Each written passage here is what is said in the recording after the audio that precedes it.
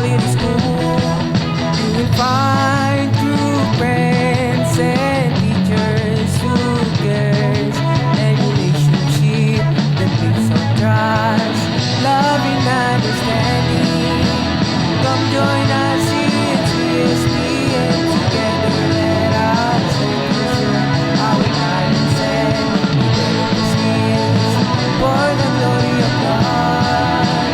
We are not an aliens, and try to make the world a better place. We should be a part of us. Together we can make the difference. Come join us here at CSP, and together let us share our talents and develop the skills for the glory of God. We are not an alien,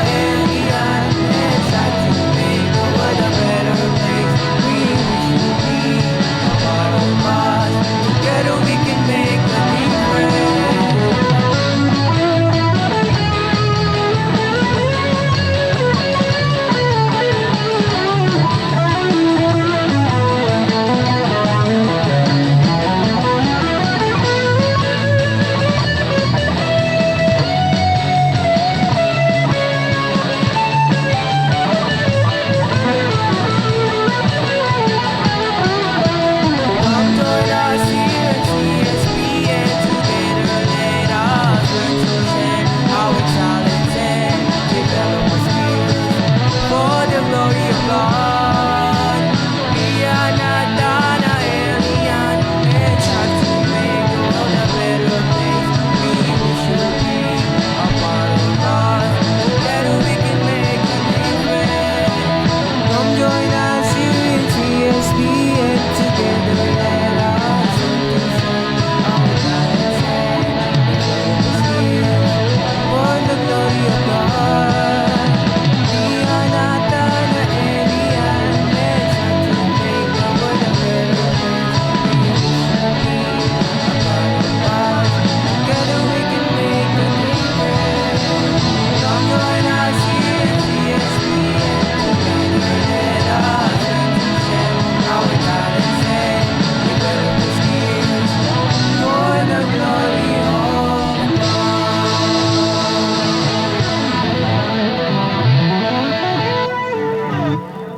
In the name of the Father, and of the Son, and of the Holy Spirit. Amen. Heavenly Father, we come before you today, seeking your guidance and blessing. Grant wisdom, strength, and patience to our teachers, host, and technical team. Inspire them to lead and serve with excellence and dedication. Bless our audiences with open minds, kind hearts, and a desire to grow each day. May everything we do through CSBN Portal be done with unity and for the glory of God. Keep us faithful, humble, and joyful in our work. In Jesus' name we pray. Amen. In the name of the Father, and of the Son, and of the Holy Spirit. Amen. The grace, love, mercy, and peace of Christ Jesus be with you and all your loved ones. So, welcome again to another talk entitled Let God's Word Guide Us under the program, weekly program of the school, the CSBN portal. And to all our manlalakbay, mga listeners, welcome also to Radio Maria Philippines, bringing Christ into your home. So for this talk, I wanted to share about a passage taken from the second letter of Paul to Timothy, chapter 1, verse 8.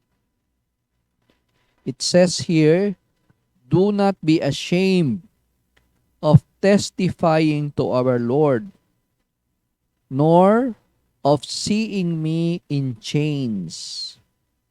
On the contrary, do your share in laboring for the gospel with the strength of God." So we have here a verse that tells us the context when it was written. And the context is that the writer, Paul, or one of his followers, um, was or is trying to converse a scenario where Paul was imprisoned. He was imprisoned because he was proclaiming the good news of Jesus Christ. And the good news was something that was not welcomed during his time, especially by the rulers, the worldly rulers and authorities who did not find the gospel aligned to their worldly values. But Paul, in spite of the fact that he was in prison, was encouraging the readers of his second letter to Timothy that not to be ashamed of testifying to our Lord, not to be ashamed of fulfilling the commands of Jesus, to go into the whole world and proclaim the good news. And what is the good news? That God loves us and that He wants us to return to Him by undergoing a process of conversion and turning away from sins. And in spite of being in prison for doing that, he was encouraging Timothy and the other listeners or readers not to be ashamed of testifying to the faith that they have received in Jesus. And was even encouraging to do their share in laboring for the gospel. Beautiful, no? We go into the psychology or spirituality of a person whose suffering, whose tribulations did not stop him from continuing the mission entrusted to him by the Lord. It takes a bold person, a loving, bold, and resolute person to do that. Some people who lack courage could easily have grown astray or turned back because of fear. Many people will be turning back if there will be an offer of money. And then many people who will be experiencing pain may experience frustrations. But not Paul. Paul, even when he was suffering, even he was put to chains and imprisoned, could not stop him from continuing his mission, the mission that he received from Christ our Lord, to proclaim the good news, to testify and give testimony to the faith. Sana all, no?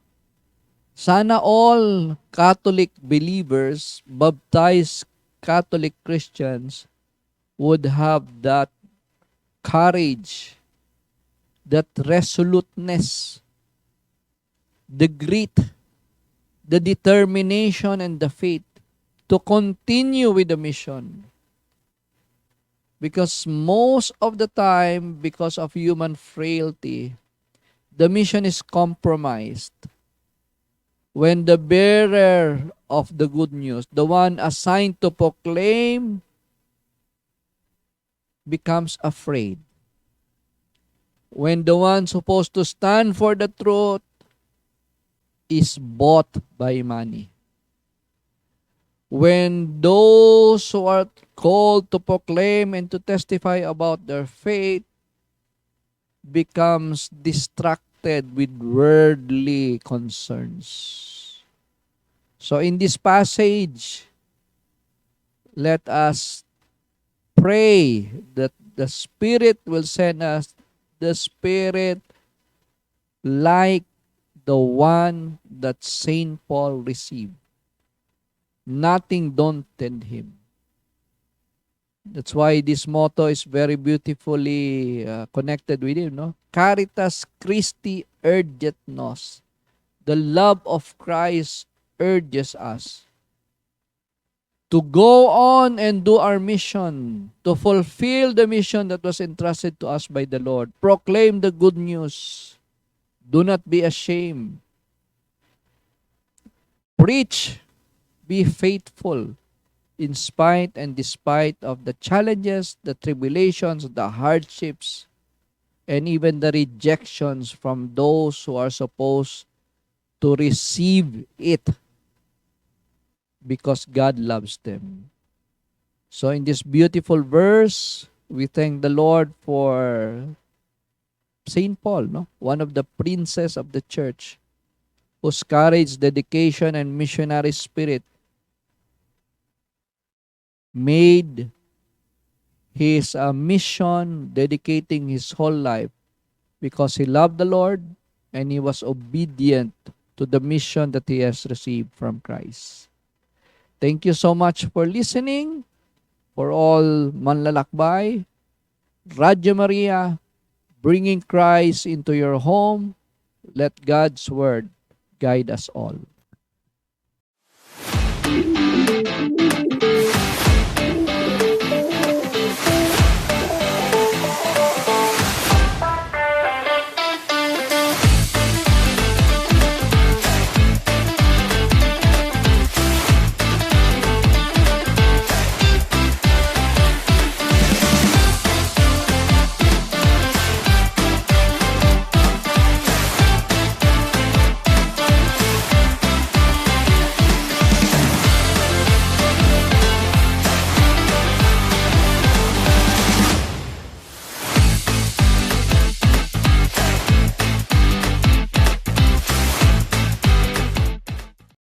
Isang mapagpalang araw po sa inyong lahat.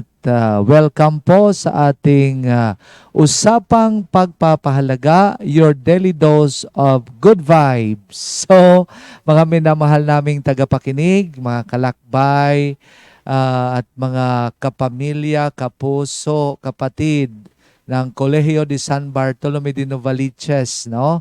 Welcome po sa inyong lahat at sa ating espesyal po na edisyon ng Usapang Pagpapahalaga kung saan ay sama-sama nating nanamnamin o ninanamnam at pinagninilayan ang mga bertud, no? Mga values at pagpapahalagang dapat pinagyayaman ng ating buhay sa pamilya, sa paaralan at sa pamayanan. So, ngayong araw na ito, pag-usapan po natin yung isang makasaysayan at makabuluhang kaganapan sa ating bansa, ang EDSA People Power Revolution. No? Ngunit hindi po tayo papasok sa politika. Sa halip, tututukan natin ang mga pagpapahalagang ipinamalas at ang religious or spiritual ng paggunita natin nito taon-taon. No? So, kaya nga po, kasama natin ngayon ang isa naming guro dito, walang iba kundi si social studies teacher po, walang iba kundi si Sir Carl Budyongan. Sabi nga niya, no, sa pagdiriwang ng 40, no, ika-4 na pong taon ng People Power Revolution, no? Maraming bagay tayong natututunan na kailangang buhayin muli, no? Na kailangang isipin muli, no? Oo, no? Napatalsik natin ang isang corrupted leader, no? Diktadorya, pero hindi natin naalis ang katiwalian ng ating sistema, no?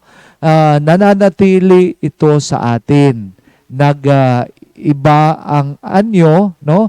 At mas malala kung gaano kagarapal ang ginagawa ng mga politiko, yung mga namumuno, yung bang niluklok natin, binigyan natin ng trabaho, hindi natin binigyan, iniluklok natin, ibinoto natin para dapat sanay magsilbing, no? Na magsilbi sa atin. Pero iba, kabaliktaran minsan. Hindi naman po lahat, no? Pero yun yan, sabi ni Sir Carl, no, na parang ganun po na rin, no? Na parang wala man lang sa isip ng iba na baguhin ang kanilang ginagawa, no? Mapapaisip ka na lang, no? Minsan kung may katuturan ba itong lahat, no? So, ang diwa ng EDSA, no? Sa kasalukuyan ay hindi lamang para palayain ang ating bansa mula sa isang malalang leader, kundi palayain ang bansa mula sa pangit na politika ng ating bansa na merong katiwalian, dinastiya, no? Mamanipula at sa pagbebenta ng ating kasarinlan sa ibang bansa. Ang diwa ng EDSA ay humahanap ng mga mamamayan na mahal ang kanilang bansa. Mga leader, no, na walang interes at walang paghihiganti sa kapwa, no? At bukod doon, ang isip ng lahat ay para sa kaayusan ng lipunan. Hindi yung personal. Iisipin palagi ang common good, hindi goods sa kanilang pamilya, sa kanilang mga barkada, no? Sa kanilang mga sponsors, no? Ng kanilang pagkandidato, no? So ngayon, doon tayo, ano ba ang mahalaga sa EDSA? So, sa bawat taon ay pinagdiriwang po natin itong EDSA People Power, madalas tinatanong natin, ano ba ang tunay na kahulugan nito para sa akin? Para sa pamilya ko, para sa pananampalataya ko. Dapat yun ang mga katanungan. At meron tayong essential questions na siguro pwede nating pagnilayan, pwede niyong sagutan sa mga nanonood. At ang essential question po natin ay mababasa po natin sa ating screen, no? So, sabi pa nga sa essential question natin ngayon, commemoration of the EDSA People Power reminds us of the values we must live out today. So, such as peace, tapos unity, faith, and moral courage in our families, communities, and personal lives. So, yun po dapat yung masagot po natin. Kaya nga minsan may reflection, ano ba ang tunay na kahulugan nito para sa akin, para sa pamilya ko, para sa pananampalataya ko. Hindi lang po ito isang petsa sa kalendaryo, no? Ito ay paalala ng mga bertud na bumubuo sa pagkataong Pilipino, sa pagkataong Pilipino, yung mga values na mayroon nito. Narito ang iilan sa mga pinag-uusapan natin, yung bertud, yung mga essential values ng pagdiriwang natin ng EDSA People Power. Number 1, kapayapaan at di karahasan. So, yung EDSA People Power reminds us the real change can happen without violence. No? Ito ay pagpapaalala na ang tunay na lakas ay hindi nasa dahas, no? Kundi nasa kalmadong loob, sa paninindigan at sa tiwalang ang Diyos ang gumagabay. Yan po yung una, kapayapaan at di karahasan. At ang pangalawa ay bayanihan at pagkakaisa. So yung EDSA is a story of communities standing together, no? So walang mayaman o mahirap, lahat magkakapatid na Pilipino, no? So yon. And then pangatlo ay katapangan at moral na paninindigan. So ito ang tapang na may prinsipyo, tapang nakaugat sa kabutihan, katotohanan at malasakit sa kapwa. At ang pang-apat ay pananampalataya at panalangin. Hindi po tayo may kakaila, hindi po may kakaila. Yung EDSA People Power was filled with prayer. Kaya nandoon yung pagdarasal ng rosaryo, mga awit, tapos may misa. Faith in action. Isang patunay na sa mga sandaling mahirap at nakakatakot, lumalabas ang lakas na ibinibigay ng Diyos. So, at ang last, yung panglima ay pag-asa. Yung EDSA People Power is a celebration of hope, no? That no matter the situation, there is always a possibility for renewal. So, yun, napakahalaga po yun, no? Tapos, doon sa ating mga nabanggit kaninang essential question, I hope na inyong sasagutin, no? At babasahin namin, we try our best na babasahin po namin yon. So, maraming salamat po sa pakikinig sa Usapang Pagpapahalaga dito sa ating episode ng ating portal, no? At ako po si Sir Perry, nagsasabing sa puso na may pagmamahal at pananampalataya, ang bawat araw ay maaring maging isang EDSA, isang bagong simulain ng pag-asa. Pagpalain po kayong lahat. Bye-bye.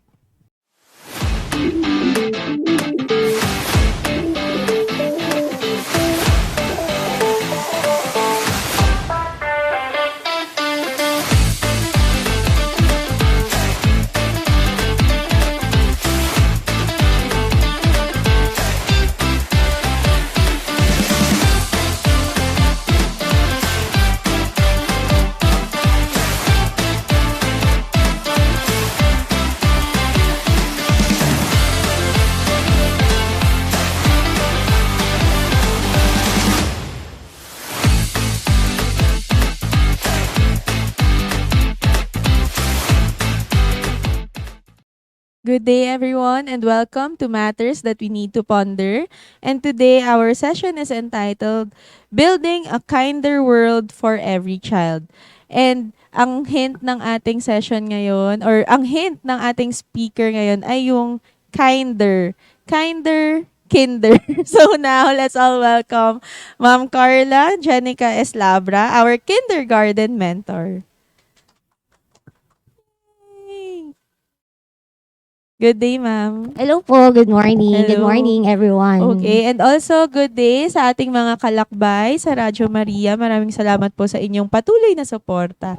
Okay, before we start, Ma'am Carla, do you want to greet anyone or shout out? Shout out po sa inyong lahat. Yun lang. Wala bang special mention dyan? Wala kung sino yung mga friends ko. Wala palang friends. Okay, ayan. So, are you ready, Ma'am Carla? Yes, ready. Ayan. So, let's start with our first question. Why is kindness important in a child's growth and development? Siyempre, as a preschool teacher, ito yung pinaka-important na dapat tinuturo natin sa mga bata. No? So, sa mga young children.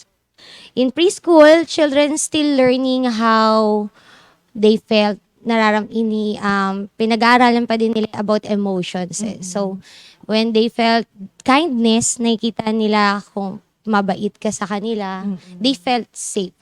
Feel nila na safe sila and they're being confident with that. So, doon nag-start yung friendship, yung sharing. So, nakakapag-build sila ng friendship towards other people and then to their classmates. Kasi kapag nakikita nila yung kindness, kung walang kindness, parang medyo shy type yung mga bata natin. So, dahil dyan, we need to teach them about kindness. Yes. So, kindness is really a good foundation for them to learn how to, yun nga, build friendships, build relationships, and build connections with their surroundings. Okay, so what are, so sabi mo nga, Ma'am Carla, it is important or vital siya sa paglaki or yung development ng bawat bata. So what are simple ways or ano yung mga techniques or tips on how we can promote kindness among our students?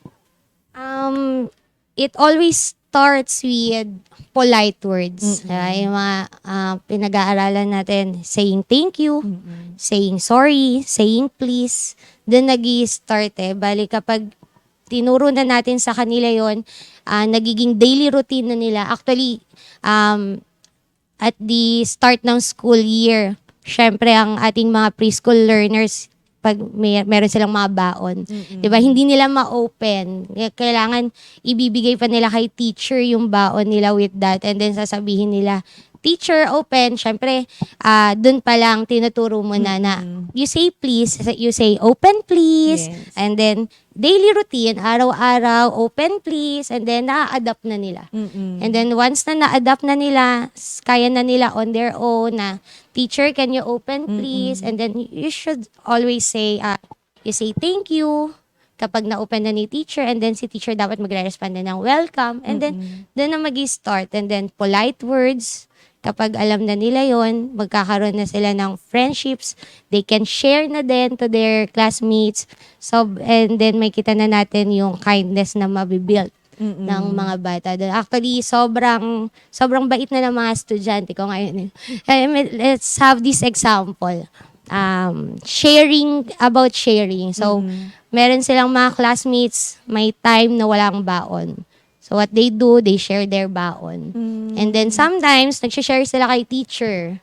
Nagbibigay sila ng baon. May initiative na sila. Meron na sila, kaya na nila sa sarili nila na talagang binibigay. Ako, pag may meron sila nakitang classmates nila or classmate nila na nagbibigay ng baon kay teacher. Once na, "Teacher, for you." And then, syempre, I will say, "Wow, thank you." And then, kapag may nag-open ako ng baon, bigla-bigla na lang may sumasalpak sa bunganga ko, "Teacher, for you." O, wala na akong nagawa. And, "Thank you, Ben." Ganun na lang. That's simple. Simple way na showing kindness to other people. Yes, and I think it's very important that we explicitly teach them. Talagang, kumbaga, sasabihin mo ng really ng direktahan. Kasi parang for the kids, especially kindergarten, hindi pa nila kaya talaga bumuo ng connections mentally or Yes. cognitively. So, we really have to guide them na explicit teaching yung kindness. Okay. And what role does positive discipline play in building a kinder learning space? Syempre, at their age kasi they're too young pa, no? They doesn't know hindi pa nila alam what is wrong and what is right, di ba? So, it's okay na magkamali. You don't give them punishment. What you need to do is you talk to them and then you tell them what is wrong and then what is right. So, mas na-explore nila and then mas nalalaman nila kung ano man ang kailangan nilang malaman about it. That's right. It's also important that we process these things to them. And siguro yun nga, yung nabanggit ni Ma'am Carla is yung positive reinforcement. Imbes na punishment, Yes. reinforce natin yung mga good actions or good deeds na nagagawa nila. Always talk to them. Kasi yan pinakamahalaga sa mga bata, dapat kinakausap mo sila para mas ma-enhance pa yung socialization din nila. That's right. Okay, so now we go on to our fact or myth. Ayan. So we have 3 statements here, ma'am. And you just have to debunk yung mga myth and explain yung mga fact na statement natin or factual statements natin. So for our first statement, children learn kindness by observing adults. Ayan. So is it a fact or a myth? Yes, ma'am. It's a fact, no? Kasi sabi nga nila, children are good copycats.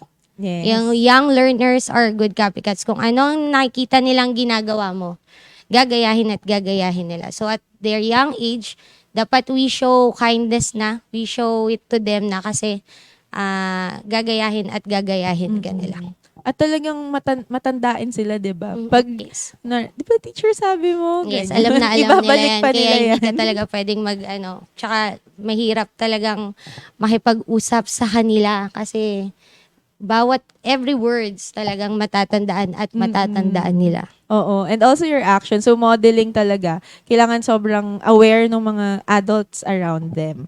Okay, so for our first statement, that is a fact. Okay. And for our next statement, teaching empathy helps reduce conflicts among children. So is this a fact or a myth? This is also a fact.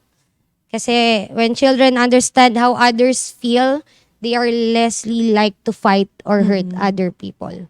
So dapat we talk about feelings every day. That's why we always teach emotions para mas alam nila. So when they understand feelings, they learn to control their actions better. That's right. And so that is a fact. And for our last statement, Ma'am Carla, differences between children should be ignored. So is this a fact or a myth?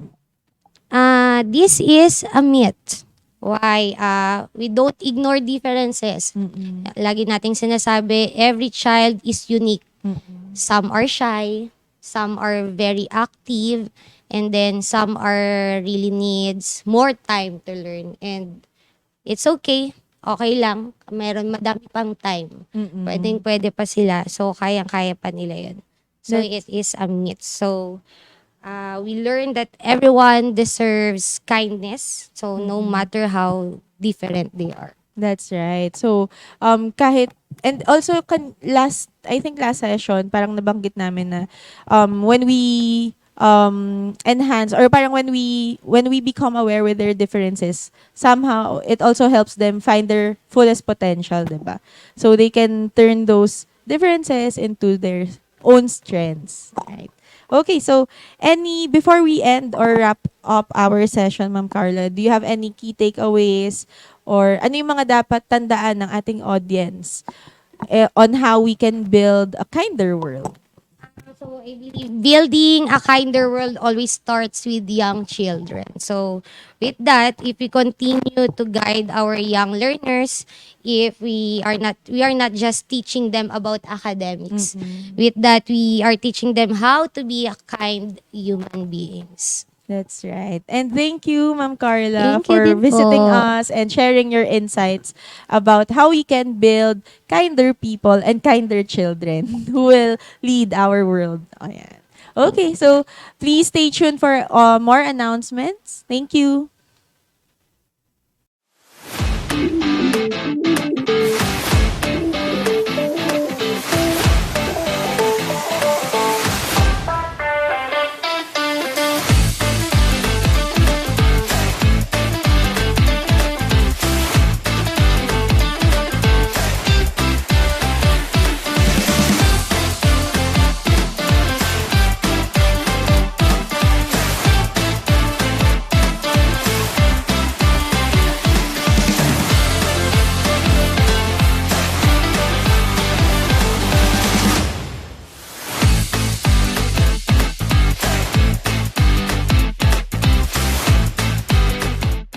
In the name of the Father, and of the Son, and of the Holy Spirit.